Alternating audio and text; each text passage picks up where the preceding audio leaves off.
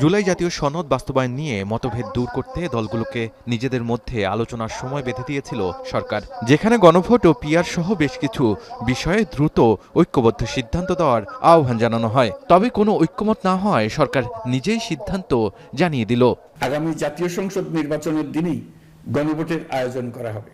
জাতির উদ্দেশ্যে ভাষণ দেন প্রধান উপদেষ্টা ডক্টর মোহাম্মদ ইউনূস। সেখানে তিনি সনদ বাস্তবায়নের পদ্ধতি তুলে ধরেন। এ সময় ডক্টর মোহাম্মদ ইউনূস নির্বাচনের দিন গণভোটের 4টি প্রশ্ন পড়ে শোনান।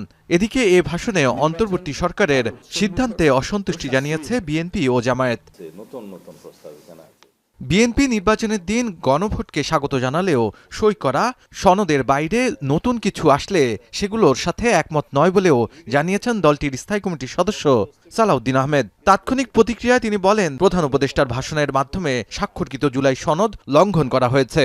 স্বাক্ষরিত জুলাই জাতীয় সনদের প্রাধান্যকে তিনি এখানে উল্লেখ করেছেন, যেমন রাজনৈতিক দলগুলো কর্তৃক স্বাক্ষরিত জুলাই সনদকে মূল দলিল হিসাবে ধরে নিয়েছেন, অথচ সেই মূল দলিল থেকে তিনি বহু দূরে সরে গিয়েছেন। মাননীয় প্রধান উপদেষ্টা যে সমস্ত প্রস্তাবনা দিয়েছেন তার ভাষণে, মুদ্রা কথায় বলতে গেলে তিনি জুলাই জাতীয় সনদের স্বাক্ষরিত সনদের লঙ্ঘন করেছেন। অন্যদিকে দলের মহাসচিব বলেন, পিআর জনগণের কাছে এখনো বোধগম্য নয়। বলেন, নির্বাচনের পর ফ্যাসিবাদ বিরোধী যুগপৎ আন্দোলনের রাজনৈতিক দলগুলো নিয়ে একটি জাতীয় সরকার গঠন করতে চায় বিএনপি। নির্বাচনের পরে যে সমস্ত রাজনৈতিক দলগুলো বা শক্তিগুলো একসাথে ফ্যাসিস্ট বিরোধী সংগ্রাম করেছি, তাদেরকে সঙ্গে নিয়ে একটা জাতীয় সরকার গঠন করবার আমরা একটা প্রস্তাব দিয়েছি, এবং সেখান থেকে প্রমাণিত হয় যে আমরা আসলেই এই জাতিকে সত্যিকার অর্থে মূল জায়গাগুলোতে ঐক্যবদ্ধ করে আমরা সামনের দিকে এগিয়ে যেতে চাই। এদিকে গণদাবিকে উপেক্ষা করে প্রধান উপদেষ্টা একই দিনে নির্বাচন ও গণভোটের ঘোষণা দিয়েছেন, এমন মন্তব্য করেছেন জামায়াত ইসলামীর সেক্রেটারি জেনারেল মিয়া গোলাম পরোয়ার।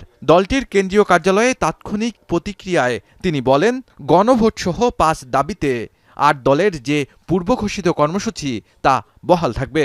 যে এই ভাষণে একই দিনে গণভোট আর জাতীয় নির্বাচনের ঘোষণা দেওয়ায় জনগণের আকাঙ্ক্ষা পূর্ণ হয়নি। যে সংকটমুক্ত স্বচ্ছ নির্বাচনের আশা আমরা করেছিলাম, সে সংকটটাই কিন্তু রয়ে গেল। অন্যদিকে জাতীয় নাগরিক পার্টির সামান্তা শারমিন বলেন, বিগত ফ্যাসিস্ট সরকারের রাষ্ট্রপতির স্বাক্ষরে জুলাই সনদ বাস্তবায়নের আদেশ প্রজ্ঞাপন জারি করা হয়েছে। এনসিপির এই দাবিগুলো ছিল তার যে স্বার্থ সেটা বিবেচনা না করে, কারণ দল হিসেবে তার আসলে এই দাবিগুলো থেকে নিজের লাভের জন্য কিছু আদায় করার চেয়ে গুরুত্বপূর্ণ ছিল যে সনদটাকে গুরুত্বপূর্ণ করে তোলা। আওয়ামী লীগের রাষ্ট্রপতি দিয়ে আপনি জুলাই সনদ সাইন করাচ্ছেন এবং বলতেছেন এটা হচ্ছে জনগণের অভিপ্রায়ের সিম্বল, এটা কন্ট্রাডিক্টরি। এ সময় এনসিপির এই নেত্রী অভিযোগ করে বলেন, জুলাই সনদে বিএনপি জামায়াত নিজেদের স্বার্থ দেখেছে, জনগণের নয়। শাহাদাত অফরো, এখন, ঢাকা।